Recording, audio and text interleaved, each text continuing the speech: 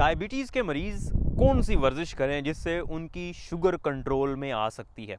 वर्जिश करना ज़रूरी है, चाहे किसी को शुगर है या नहीं है, ये तो सबको पता है। लेकिन वर्जिश करनी कौन सी चाहिए जिससे आपकी डायबिटीज़ को, आपके शुगर को थोड़ी बेहतरी उसमें आए, शुगर लेवल्स कंट्रोल में आ जाएं और आपको जो भी दवाई वगैरह इस्तेमाल कर रहे हैं उससे आपके शुगर लेवल्स इम्प्रूव हो जाएं।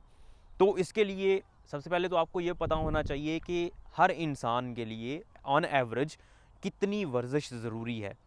तो जो इंटरनेशनल रिकमेंडेशन है WHO की, वो ये है कि हर इंसान को ऑलमोस्ट 150 मिनट हर हफ्ते मॉडरेट इंटेंसिटी की एक्सरसाइज करनी चाहिए। मॉडरेट इंटेंसिटी का मतलब ये होता है कि आपको मतलब थोड़ा सा सांस फूले आपका, जब आप चलें या कोई भी वर्जिश करें, चाहे आप सिट स्टैंड कर रहे हैं या भाग रहे हैं या कुछ भी कर रहे हैं, अगर आपका थोड़ा सा सांस फूलता, मतलब आप किसी से बात तो कर सकते हैं लेकिन गाना नहीं गा सकते, तो ये समझ लें कि ये एक मॉडरेट इंटेंसिटी की एक्सरसाइज है।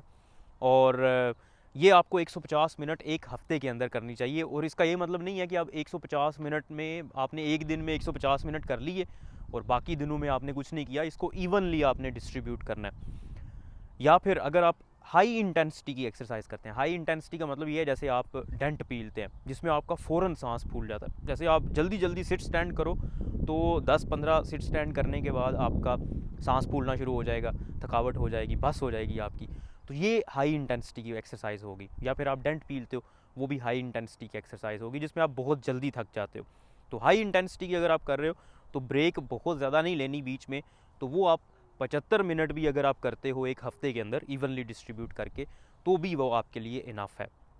अब बात करते हैं कि क्या ये 150 मिनट की मॉडरेट इंटेंसिटी की या फिर 75 मिनट हाई इंटेंसिटी की वर्जिश क्या शुगर के लेवल्स को कम कर सकती है, और शुगर की बीमारी को कम करने में या रिवर्स करने में, अगर किसी को प्री डायबिटीज़ की स्टेज पे है उसको ख़त्म करने में क्या ये रोल रख सकती है। तो मे बी नॉट। उसकी वजह यह है कि आपको अपने जिस्म को हेल्थी रखने के लिए इतनी एक्सरसाइज चाहिए। तो अगर आपने अपने जिस्म से शुगर को, बीमारी को कम करना है, भगाना है, तो उसके लिए शायद आपको इससे भी ज़्यादा वर्जिश चाहिए।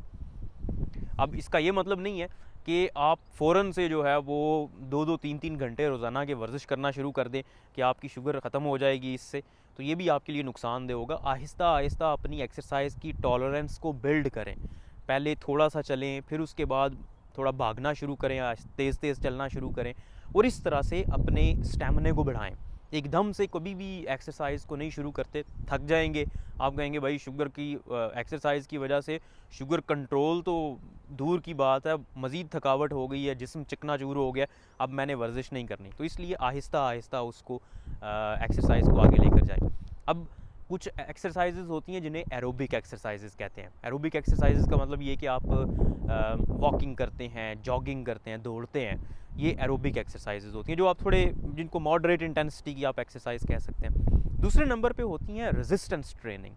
रेजिस्टेंस ट्रेनिंग वो वाली एक्सरसाइज होती है जिसमें आपने अपने मसल्स को थोड़ा इस्तेमाल करना है और वज़न के ख़िलाफ़ इस्तेमाल करना है। जैसे डंबल्स उठाना, ठीक है, डेंट पीलना भी, ये सारी रेजिस्टेंस ट्रेनिंग में आती हैं। तो ये बहुत ज़रूरी है कि आप रेजिस्टेंस ट्रेनिंग को भी अपनी रूटीन का हिस्सा बनाएं। सिर्फ वॉकिंग इनफ नहीं होगी, बल्कि वज़न भी उठाने की कोशिश करें। चाहे आपके पास डंबल्स हैं या घर में कुछ भी है इस तरह का जो डंबल्स से मिलता जुलता है, तो वो आप घर में भी कर सकते हैं। ज़रूरी नहीं है कि आपको जिम में ही जाना है। जहाँ पे भी हैं आप, चाहे आप घर हैं, बाहर नहीं जा सकते, जिम नहीं जा सकते, या वैसे आपके इर्द गिर्द कोई पार्क वगैरह मौजूद नहीं है जहाँ पे आप वॉक कर सकें, तो घर से स्टार्ट करें। जितना कर सकते हैं उतना करें। बहुत ज़्यादा एकदम से जंप करने की ज़रूरत नहीं है आपको।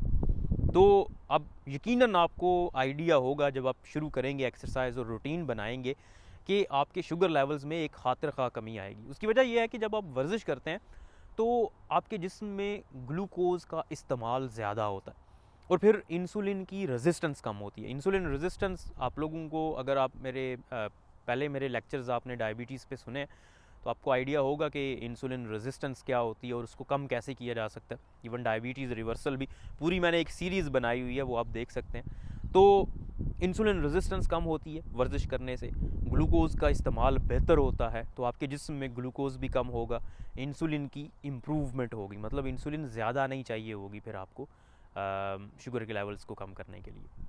शुक्रिया।